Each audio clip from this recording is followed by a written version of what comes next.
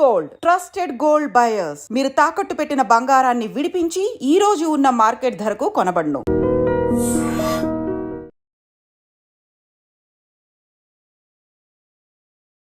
Hi guys, welcome to ఐ డ్రీమ్. నేను చాణక్య.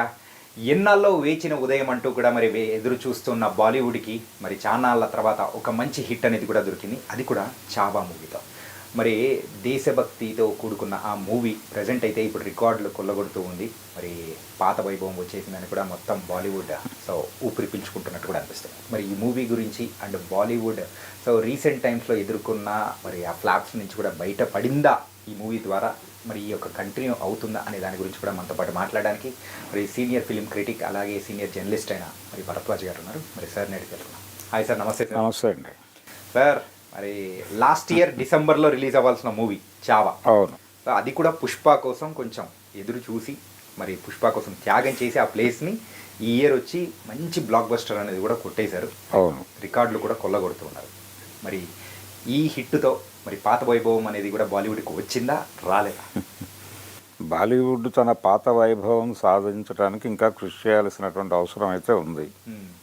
అంటే సిప్పి, మన్మోహన్ దేశాయి లాంటి డైరెక్టర్లు కావాలి ఇప్పుడు బాలీవుడ్కి. వాళ్ళు లేకపోవడం వలన జరుగుతున్నటువంటి అనేక నష్టాలని చూస్తున్నారు వాళ్ళు. అంటే ఒకప్పుడు బాలీవుడ్ సినిమాలని ప్రాంతీయ భాషల్లో రీమేక్ చేయటం అనేది జరిగేది. ఏది ప్రాంతీయ భాషల్లో ఉండేటువంటి పెద్ద హీరోలు అందరూ కూడా బాలీవుడ్లో వచ్చే సినిమాల కోసం వెయిట్ చేసేవారు. వెయిట్ చేసి ఆ సినిమాని రీమేక్ చేయడం ద్వారానే పెద్ద హిట్లు కొట్టారు అందరూ. ఎన్టీ రామారావు గారు వరుసగా బాలీవుడ్లో వచ్చిన సినిమాలన్నీ రీమేక్ చేశాడు ఆయన. ఏది నిప్పులాంటి మనిషి రీమేకే, అన్నదమ్ముల అనుబంధం రీమేకే, నేరం నాది కాదు ఆకలిది రీమేకే, లాయర్ విశ్వనాథ్ రీమేకే, ఇలా వరుస రీమేకులు. అక్కడ ఏదైనా హిట్ అయితే ఇక్కడ తీసుకొచ్చి వేసేవాళ్ళు అంతే. Yugandhar, Don cinema remake. ఇలా అంటే జంజీర్ సినిమాలో యాక్ట్ చేసే నాటికి అమితాబ్ వయసుకి, ఇక్కడ నిప్పులాంటి మనిషిలో యాక్ట్ చేసే టైంకి ఎన్టీఆర్ గారి వయసుకి దాదాపు 20 ఏళ్ళు తేడా ఉంది. అయినప్పటికీ ఆయన చేసాడు. ఇక్కడ హిట్ అవగానే నిప్పులాంటి మనిషి అంటే జంజీర్ రీమేక్ తెలుగులో హిట్ అవగానే ఎంజీఆర్ గారు రీమేక్ చేశాడు అక్కడ తమిళ్లో. ఇది నడిచేది. ఈ ధోరణి నుంచి ఇప్పుడు ప్రాంతీయ భాషా చిత్రాలు బాలీవుడ్ని కమాండ్ చేయటం మొదలైపోయి ఇది బాహుబలితో వీళ్ళు అక్కడికి ఎంట్రీ ఇచ్చారు. ఇచ్చిన తర్వాత అక్కడ రికార్డులు కొట్టడం అనే ప్రక్రియ మొదలైపోయింది. ఇప్పటివరకు బాహుబలి 2 రికార్డు కొట్టడం ఎవరి వల్ల సాధ్యం కానటువంటి ఒక పరిస్థితి. పుష్ప 2 దాన్ని రీచ్ అయిందని చెప్తున్నారు. దాని మీద రకరకాల గందరగోళాలు ఉన్నప్పటికీ కొట్టేసింది అనే మాటని మనం ప్రస్తుతానికి నమ్ముదాం. ఇప్పుడు పుష్ప 2 రికార్డుల్ని చావా కొడుతుందా లేదా అనేది చర్చ. ఈ సినిమా ఊపు అయితే కనిపిస్తోంది.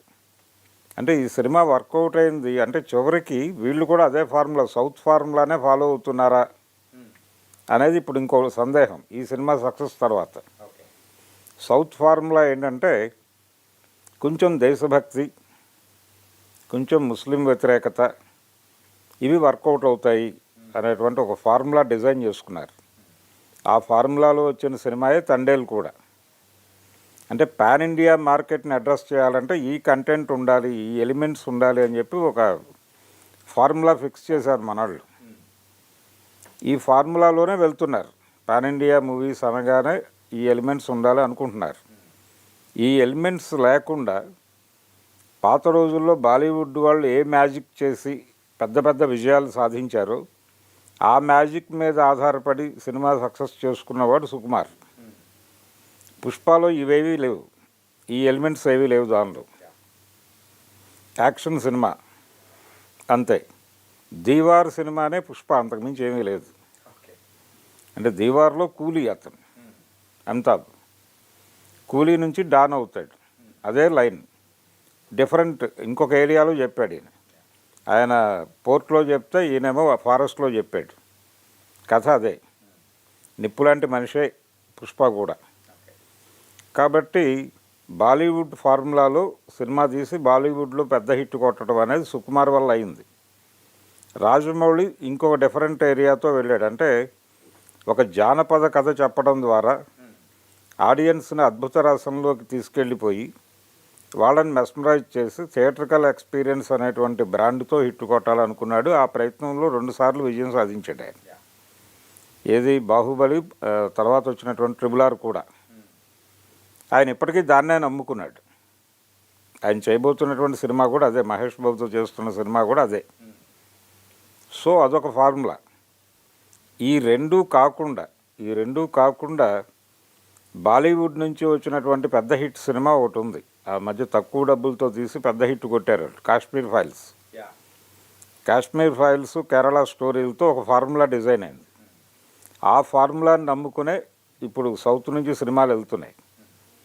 ఈ సౌత్ నుంచి వెళ్ళి హిట్టులు కొడుతున్నటువంటి సినిమాలు ఇంక్లూడింగ్ అంటే రాజమౌళి గారు చేసినటువంటి RRRలో కూడా ఈ ఫార్ములా కొంత ఉంది.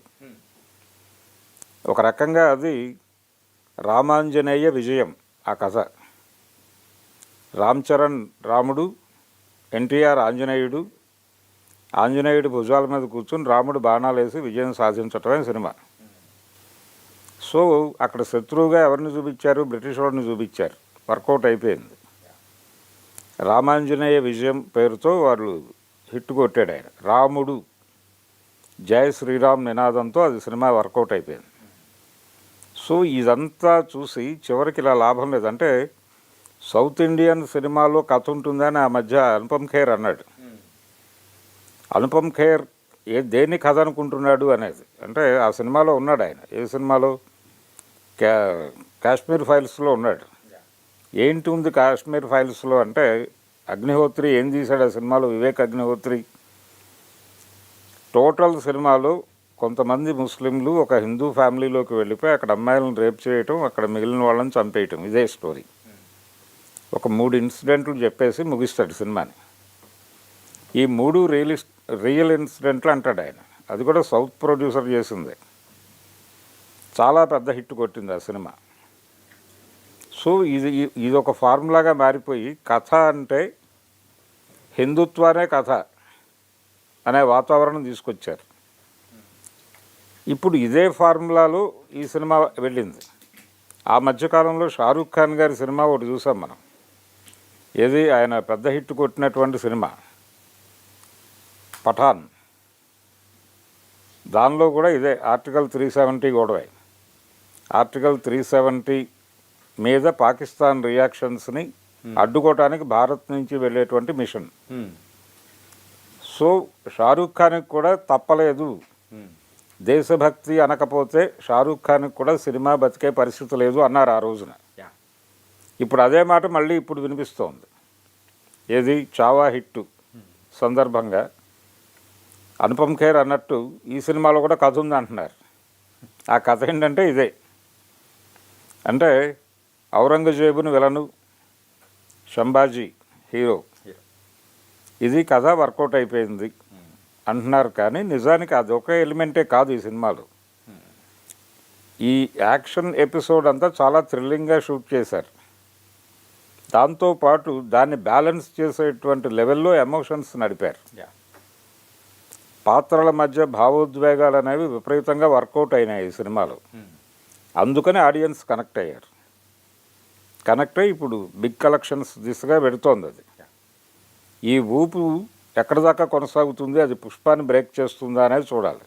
అంటే బాలీవుడ్ అనేటప్పటికీ మనకు యూజువల్గా కొన్ని సంవత్సరాల క్రితం వరకు లవ్ స్టోరీ, ఏదో ఫారెన్లో షూట్ చేసుకొని రావడాలు, సో ఏదో హైఫై ఆ టైప్ ఆఫ్ కల్చర్ని చూపించే ఆ ధోరణి అనేది కూడా ఉంది.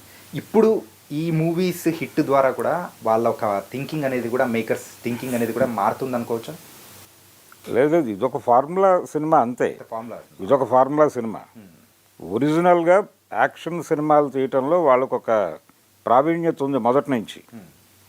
ఎందుకు బాలీవుడ్ సినిమాలు స్పెషల్గా ఉండేవంటే వాళ్ళది జాతీయ మార్కెట్ కాబట్టి.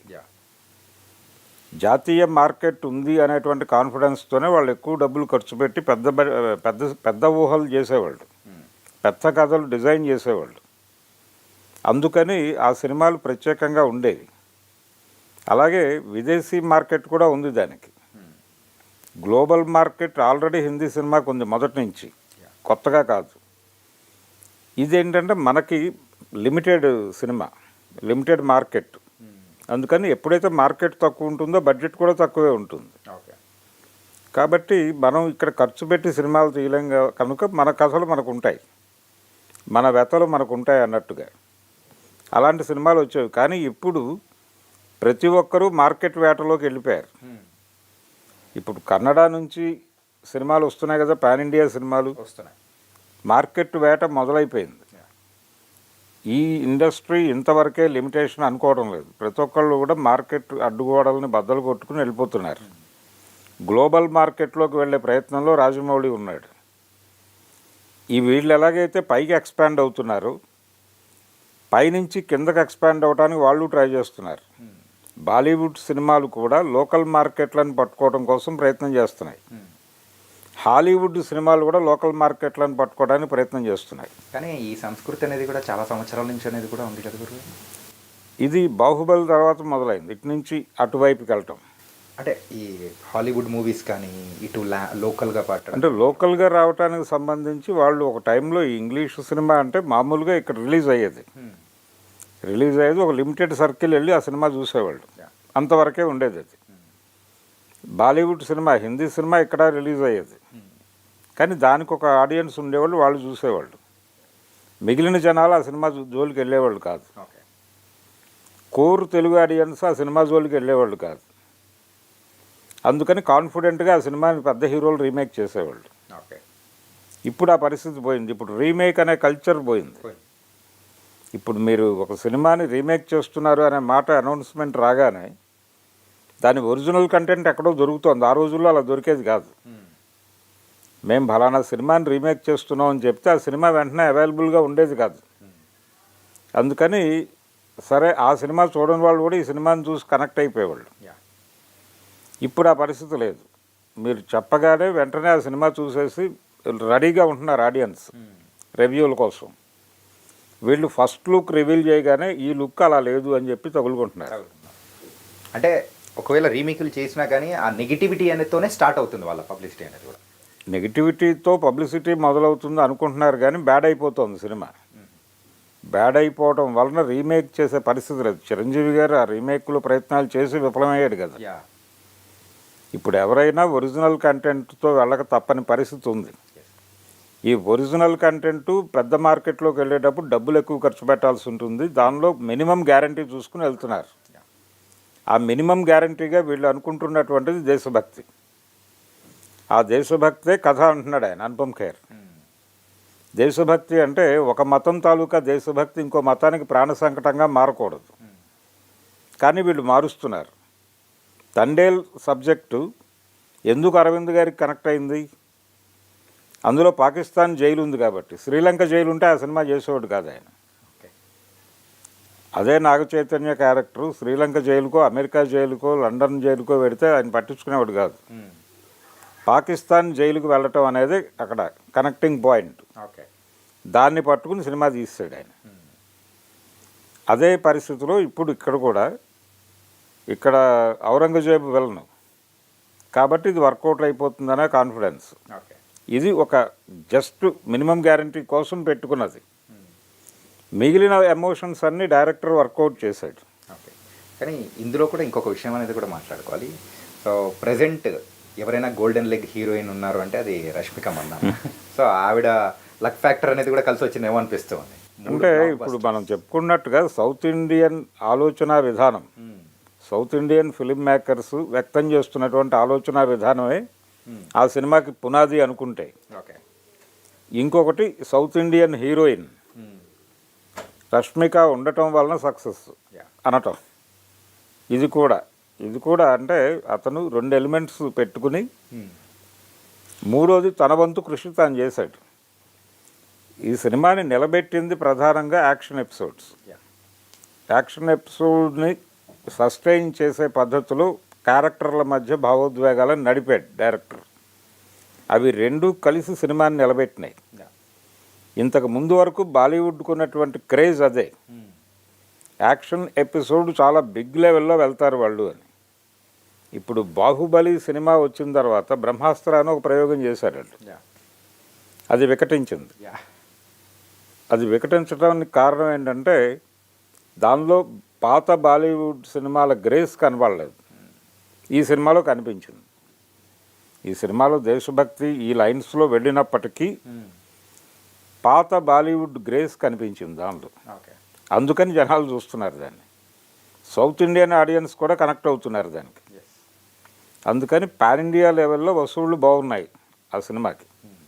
దాంతోపాటు రష్మిక, ఇప్పుడు రష్మిక టోటల్గా అంటే నేషనల్ క్రష్ అనేసారు కదా ఆల్రెడీ.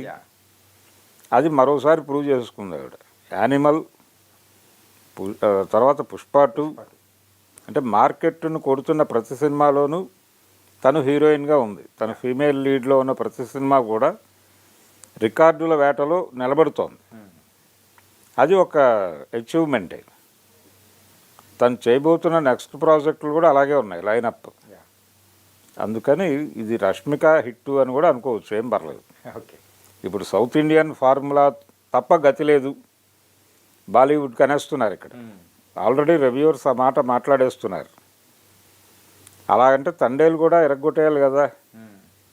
అది ఒక మేరకే నడిచింది. ఇక్కడ వీళ్ళు నెంబర్స్ మాట్లాడుతున్నారు కానీ దాని పెర్ఫార్మెన్స్ లిమిటెడ్గానే ఉంది. దానికి రకరకాల రీజన్స్ చెప్తున్నారు అనుకోండి వీళ్ళు. కానీ ఈ సినిమా కనెక్ట్ కావడానికి కేవలం ఆ ఎలిమెంట్ మాత్రమే కాదు. ఇప్పుడు ఈ సినిమా హిట్ అయిన తర్వాత ఏఎం రత్నం గారికి 3 వచ్చి ఉండాలి. ఎందుకంటే అది కూడా హరిహర వీరమల్లు కూడా ఇదే లైన్లో ఉన్న సినిమానే. ఇది కూడా ఔరంగజేబ్ మీద యుద్ధమే. కాబట్టి ఇదే లైనప్లో కనుక ఆయన అనుకున్నటువంటి డేట్ మార్చి ఎండింగ్ అనుకుంటున్నాడు. మార్చి 28 అనేది అనౌన్స్ చేశాడు ఆయన. సో మార్చి 28కి ఇది కొంత ఊపు తగ్గుతుంది. ఆ టైంకి దాన్ని లైన్లో పెట్టేస్తే ఈ మూడ్ క్యారీ అవుతుంది. ఈ మూడ్ క్యారీ అయిపోతుంది కాబట్టి ఇప్పుడు ఆయన డీవియేషన్ పెట్టుకోకుండా, అంటే అదేదో ఇంకొంచెం పోస్ట్పోన్ చేయాలనుకుంటున్నాడు అంటున్నారు. ప్రమోషన్స్ మీద ఇంకొంచెం దృష్టి పెట్టాలి ఇలాంటి ఆలోచన ఏదో చేస్తున్నాడు అని అంటున్నారు. కానీ కాదు, ఈ లైన్లో పెట్టేయటమే బెటర్. Okay, nice sir. తనకైతే చాబాతో ఒక కొనూపిరిలో ఉన్న బాలీవుడ్ మరొకసారి ఊపిరి పోసుకుంది. అంటే బాలీవుడ్లో వరుసగా వాళ్ళు అనుకుని తీసినటువంటి సినిమాలు ఏవి వర్కౌట్ అవ్వలేదు. ఎమర్జెన్సీ నడవలేదు ఈ సంవత్సరం. అలాగే స్కై వార్స్ ఏదో ఒక సినిమా అనుకున్నారు, స్కై ఫోర్స్, అది వర్కౌట్ అవ్వలేదు. సో సోనూ సూద్ చేసినటువంటి సినిమా ఒకటి ఉంది, అది కూడా వర్కౌట్ అవ్వలేదు. కాబట్టి ఈ సినిమాతో కొంత ఊపిరి పీల్చుకుంది. ఆ ఊపిరి పీల్చుకోవడం వెనకాల మళ్ళీ సౌత్ ఇండియన్ ఐడియాలజీ ఉంది, సౌత్ ఇండియన్ హీరోయిన్ ఉంది అనేది వీళ్ళ తృప్తి. So nice sir. So thank you so much sir. Thank you అండి.